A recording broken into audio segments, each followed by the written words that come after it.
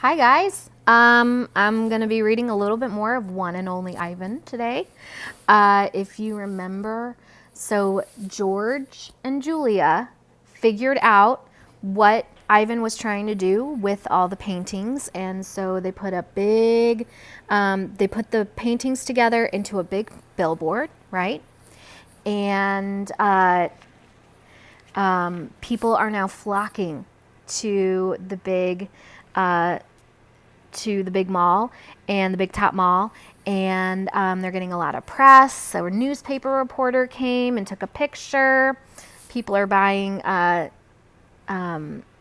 Ivan's paintings, and all of this, hopefully, he's hoping is going to help Ruby. All right. I have new names. People call me the ape artist, the primate Picasso.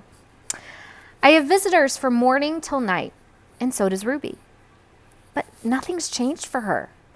Every day at 2, 4, and 7, Ruby plods through the sawdust with Snickers on her back. Every night she has bad dreams. Bob, I say after I've soothed Ruby to sleep with a story, my idea isn't working. Bob opens one eye. Be patient. I'm tired of being patient, I say. This evening, a man and woman come to interview Mac and also George and Julia. The man has a large and heavy camera perched on his shoulder. He films me as I make my pictures. He films Ruby in her cage, with her foot roped to the bolt in the floor. Mind if I look around, he asks. Mac waves a hand. Be my guest.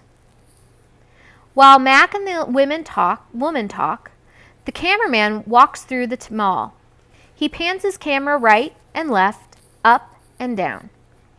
When his eyes fall on the claw stick, he stops. He trains his camera on the gleaming blade. Then he moves on. Mac turns on the TV. We are on the early news at 5 o'clock. Bob says, don't let it go to my head. There we all are. Mac, Ruby, me, George and Julia, the billboard, the mall, the ring, and the claw stick. In the morning, several people gather in the parking lot. They're carrying signs on sticks. The signs have words and pictures on them. One has a drawing of a gorilla cradling a baby elephant. I wish I could read.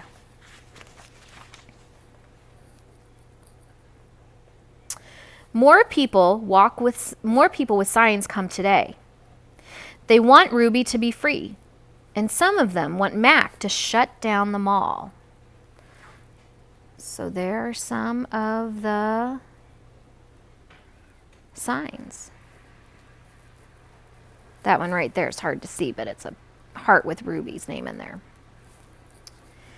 In the evening, George and Mac talk about them. Mac says they're protesting the wrong guy. He says they're going to ruin everything. He says, thanks for nothing, George. Mac stomps off.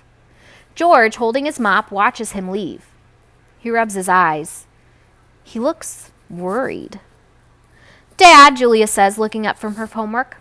You know what my favorite sign was? George asks, which one? The one that said, elephants are people too. George gives her a tired smile. He goes back to work. His mop moves across the empty food court like a giant brush, painting a picture no one will ever see.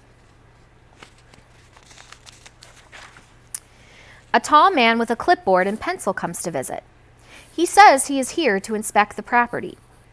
He doesn't say much more, but he makes many check marks on his paper. He looks at my floor. Check. He examines Ruby's hay. Check. He eyes our water bowls. Check. Mac watches him, scowling. Bob is outside, hiding near the dumpster. He does not want to be a checkmark. Every day there are more protesters and cameras with bright lights. Sometimes the people carrying signs shout, Free Ruby! Free Ruby! Ivan, Ruby asks. Why are those people yelling my name? Are they mad at me? They're mad, I say. but not at you. A week later, the inspecting man comes back with a woman with smart, dark eyes like my mother's. She has a white coat on, and she smells like lobelia blossoms. Her hair is thick and brown, the color of a rotten branch teeming with luscious ants. She watches me for a long time. Then she watches Ruby. She talks to the man. They both talk to Mac. The man gives Mac a sheet of paper. Mac covers his face. He goes to his office and slams the door. Something strange is happening. The white-coated woman is back with other humans. They place a large box in the center of the ring. It's Ruby-sized. And suddenly, I know why the woman is here. She's here to take Ruby away. So there's the box. I wonder where they're taking her to.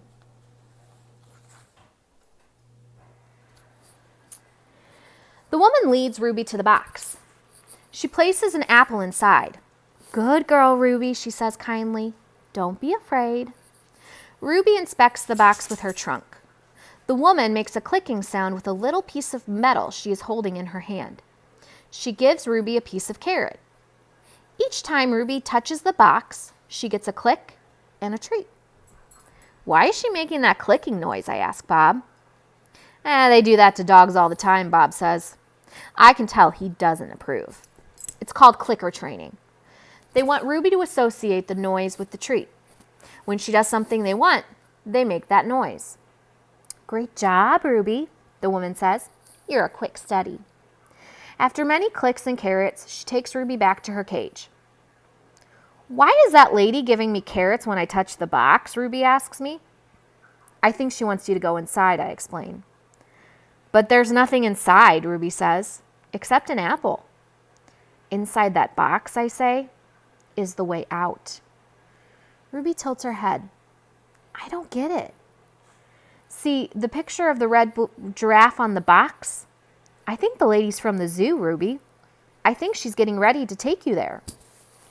I wait for Ruby to trumpet with joy, but instead, she just stares at the box in silence.